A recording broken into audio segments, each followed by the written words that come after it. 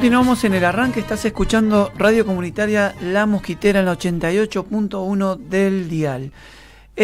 Hace unos días el ministro de Economía, estamos hablando del señor Guzmán, hizo una declaración donde se espera una desaceleración en la inflación media nacional. Es por eso que vamos a hablar con Pablo Adanino. Él es licenciado en Economía con maestría en Historia Económica, es docente en la UBA y aparte también es columnista de La Izquierda Diario. Buen día, Pablo. Habla Ángel Basile de este lado. Hola, buen día, Ángel, ¿cómo estás? Bien, bueno, una situación complicada, la economía, los sueldos, ¿no es cierto? Sí, bueno, vos decías, el ministro habla de que va a haber una desaceleración en la inflación y eso es probable que sea así. No obstante, la inflación que dio el miércoles el INDEC registró en el mes de mayo un 49% de aumento interanual. Es decir, casi el 50%, y es una situación muy grave porque los sueldos están muy lejos de aumentar al ritmo inflacionario, ¿no? El año empezó con paritarias alrededor del 29%, después se fueron moviendo hacia el 35%. Bueno, ahora ya se está hablando de una nueva ronda de paritaria, reapertura de paritaria alrededor del 45%, pero aún así el 45%, en el mejor de los casos, que todavía no es la realidad de la gran parte de las paritarias, sigue estando debajo de la inflación. Por lo cual, esto dejaría cancelada la promesa que hizo el gobierno a principio de año, que esta vez sí los salarios le iban a ganar a la inflación. Digo esta vez sí porque los salarios ya vienen de varios años de perder contra la inflación. Perdieron en 2018, en el 2019, en 2020 y 2021 completarían el cuarto año de pérdida contra la inflación. Esto implica un deterioro del poder de compra del salario, que hay que ver qué dimensiones alcanza a fines de año, pero está entre el 20 y el 25% para los trabajadores del sector privado, privado y formalizado, no informal, no los que están como mal se dice en negro. Esto quiere decir que el que compraba un changuito en el supermercado en el 2018, ahora con el mismo salario compra solo 3/4 partes de ese changuito. Tal Y cual. después hay realidades que son más agudas, porque por ejemplo la pérdida de poder de compra en el sector estatal es más profunda que ese 25%, y en el sector informal lo mismo, porque bueno, obviamente no, si las cúpulas sindicales mal descienden el salario para los que están formalizados, bueno, para los informales quedan totalmente al descubierto. Y ayer se conoció también el dato de las canastas, cuánto cuesta la canasta de pobreza y la canasta de indigencia, y la canasta de indigencia alrededor de 27.000 pesos quedó por encima del salario mínimo, es decir que el salario mínimo que se acordó meses atrás ni siquiera alcanza para comer.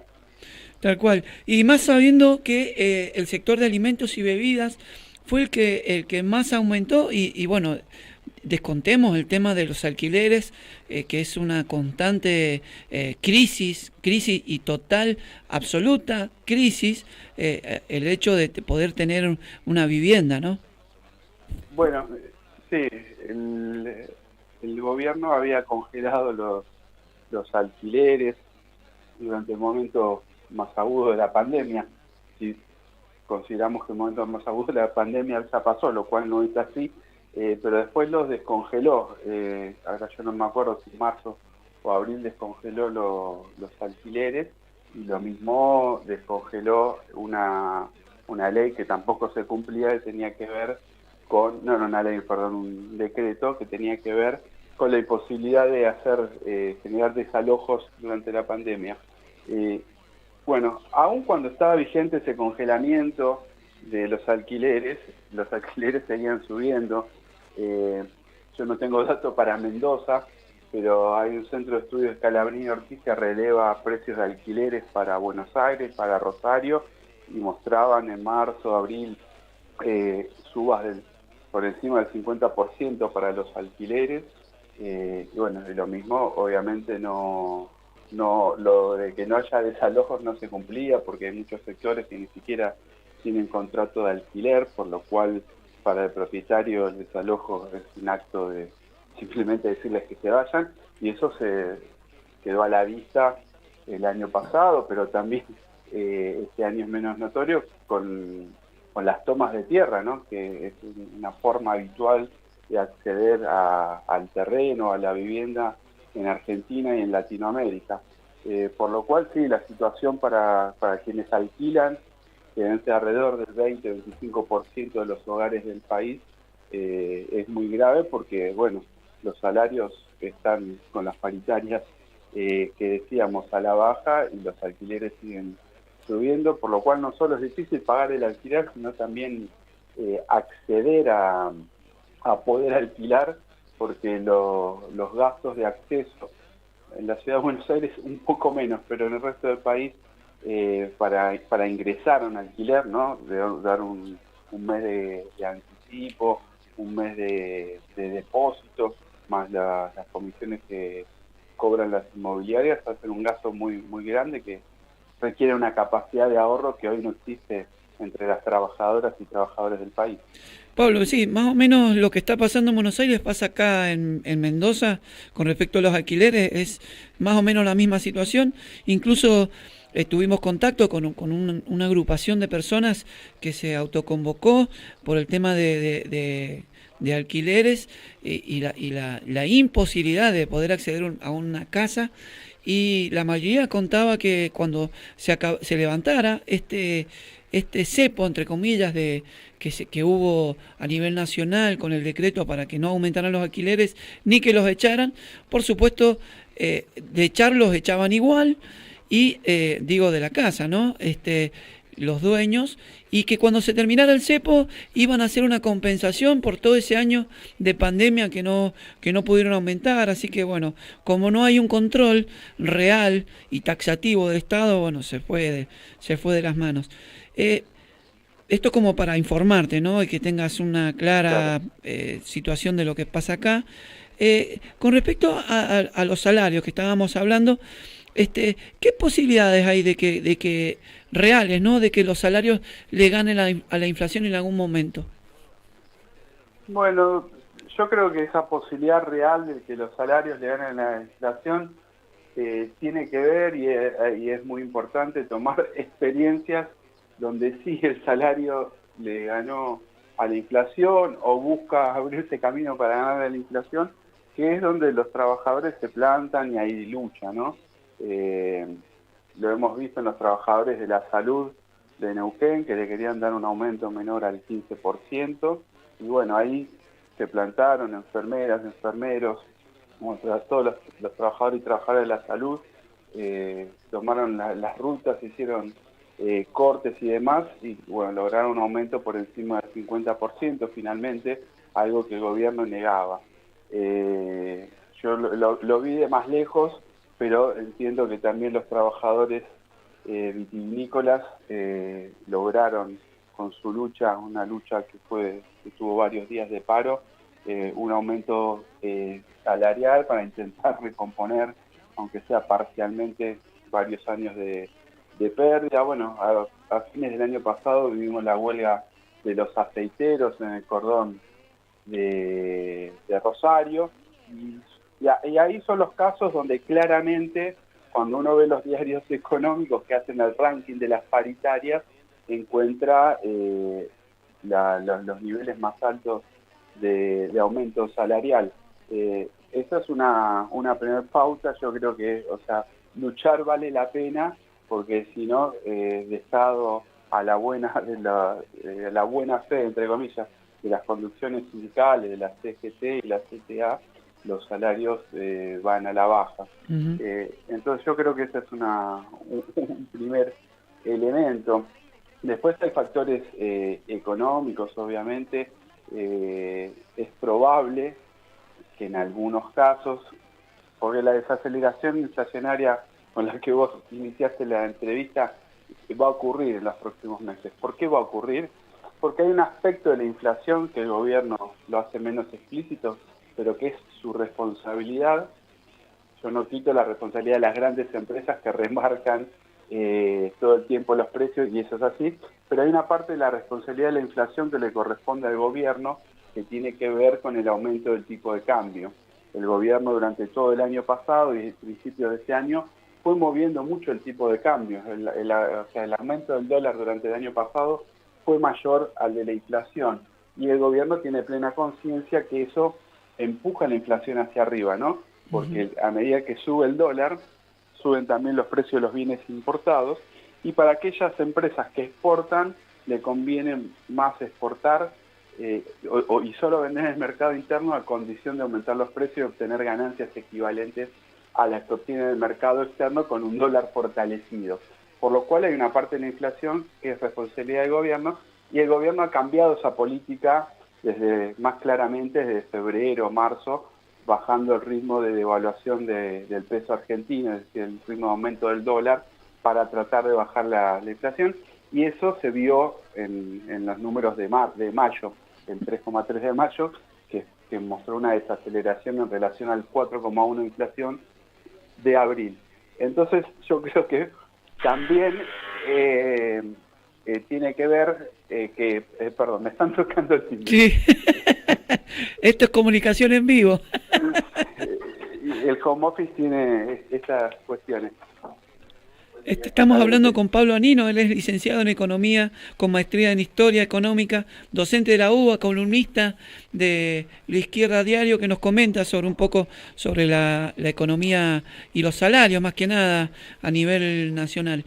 Pablo, bueno, hay una situación que es que va de la mano junto con la reestructuración de la deuda, que es el pedido del Fondo Monetario Internacional, ¿no? De un pedido de ajuste más severo, como hace siempre el Fondo Monetario Internacional, a la cabeza de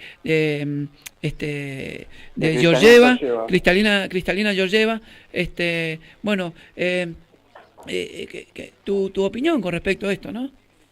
Sí, mira, ahora el acuerdo con el Fondo Monetario Internacional ha entrado en situación de stand-by hasta probablemente después de las elecciones, pero bueno, sabemos que el Fondo Monetario Internacional siempre tiene política de ajuste, y en los últimos años viene insistiendo con aplicar una trilogía de reformas estructurales. O sea, no solo quiere el ajuste de las cuentas públicas, sino que quiere una reforma en términos laborales, una reforma en términos tributarios y una reforma en la jubilación. Eso es lo que reclama, es la receta del fondo de la última década, de las últimas décadas. Entonces, para eso el gobierno no lo puede vender, no tiene buena promoción, buen marketing que hacer con esas reformas y esos pedidos que tiene el Fondo Monetario hacia las elecciones, por lo cual yo creo que esa negociación se va a postergar para después de las elecciones.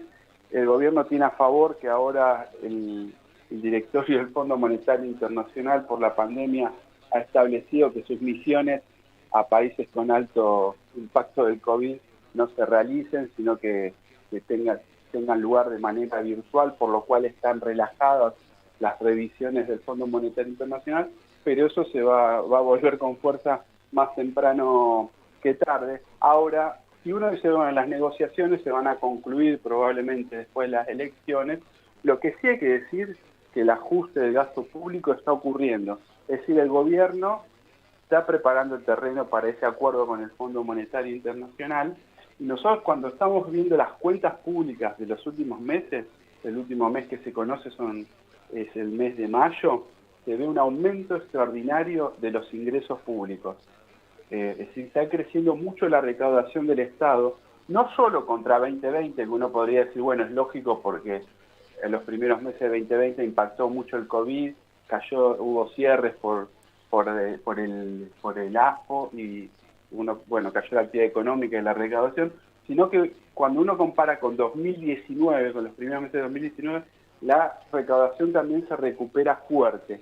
Y esto se da en simultáneo en que hay una caída del gasto público en jubilaciones del alrededor del 8% interanual, en el poder de compra, ¿no?, de la masa de todas las jubilaciones que paga el Estado.